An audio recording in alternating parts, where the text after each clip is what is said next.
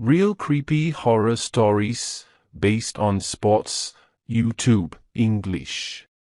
I used to participate in high school basketball, not because I was exceptionally skilled, but mainly to add a sports activity to my college resume. One day, during a less significant game against a nearby school, a player from the opposing team began taunting me, making fun of my size and appearance. I reached my breaking point and shoved him forcefully, resulting in my ejection from the game. Without hesitation, I left the court and headed for the locker room.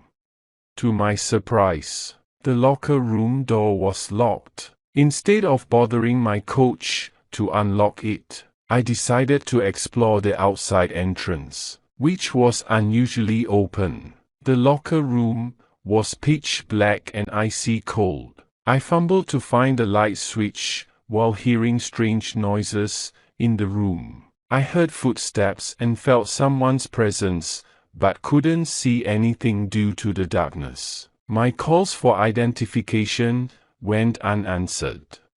I ventured down the aisles, tracking the footsteps to the opposite side. As I reached the last aisle, I caught a fleeting glimpse of someone large moving behind the lockers, as if hiding. Panic surged through me, and I quickly left the locker room, not caring about the game or my coach. The exterior door, which had been left open during the game, allowed my escape. When I informed my coach of the intruder, he took it seriously and paused the game to investigate with some of my teammates. However, by then, the intruder had vanished. What they discovered after the game was that 4 of my teammates' belongings were missing from their lockers, all from the freshman locker aisle. I had an eerie feeling about the person I encountered and was relieved that I never confronted them.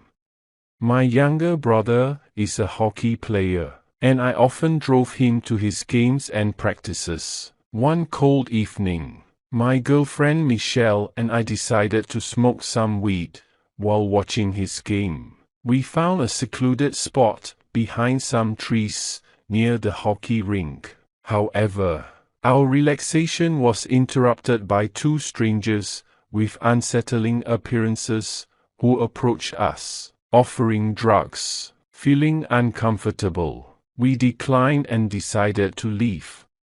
As we made our way back to the hockey rink, we heard footsteps behind us. I caught a glimpse of one of the men with the green mohawk lurking behind a tree. We quickened our pace and reached the well-lit bleachers. The game ended, but the car behind us began tailgating aggressively. Fortunately, we encountered a police car, and we informed the officer about the harassment. Strangely, the police officer didn't pursue the suspicious car, leaving us unsettled.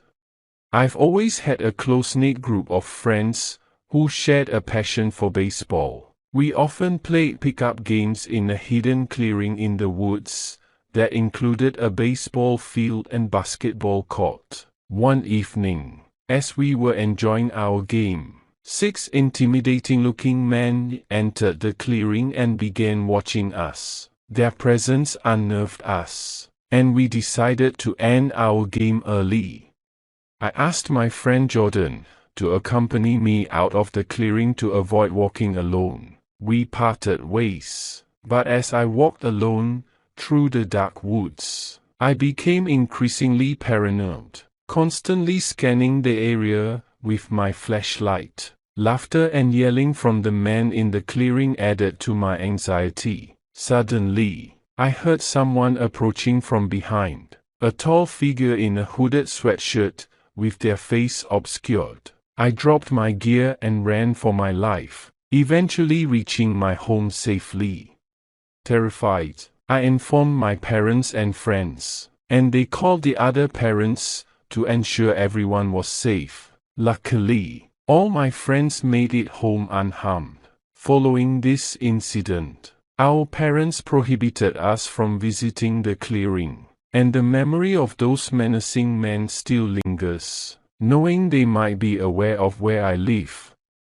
The unsettling encounter in the woods haunted me for a long time. The knowledge that those mysterious men could have been lurking around our neighborhood, potentially aware of where I lived, filled me with unease. Despite our parents' decision to keep us away from the clearing, the fear persisted. As the days turned into weeks, I couldn't shake the feeling of being watched. Every rustle of leaves, every unusual sound in the night, and every stranger passed on the street seemed to trigger my anxiety. The sense of security I had once taken for granted had eroded.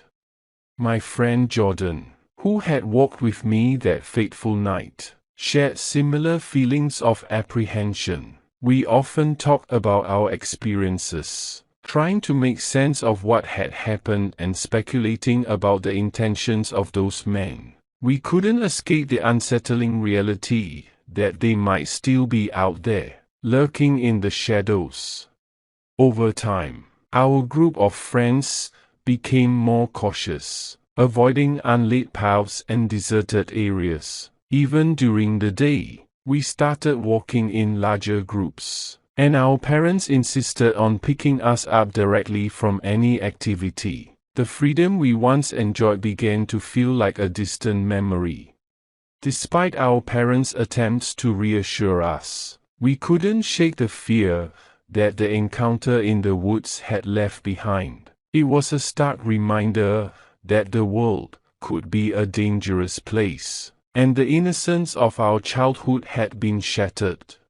Years passed, and as we grew older, the memory of that night faded somewhat, but the experience had left a lasting impact on all of us, a lesson in vigilance and the importance of trusting our instincts. We had learned that sometimes it's better to be cautious and prioritize a safety over adventure.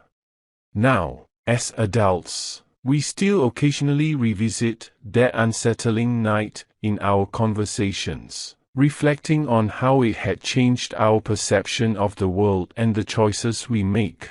The encounter had taught us to always be aware of our surroundings and to trust our instincts when something doesn't feel right. Lessons that continue to guide us in our lives.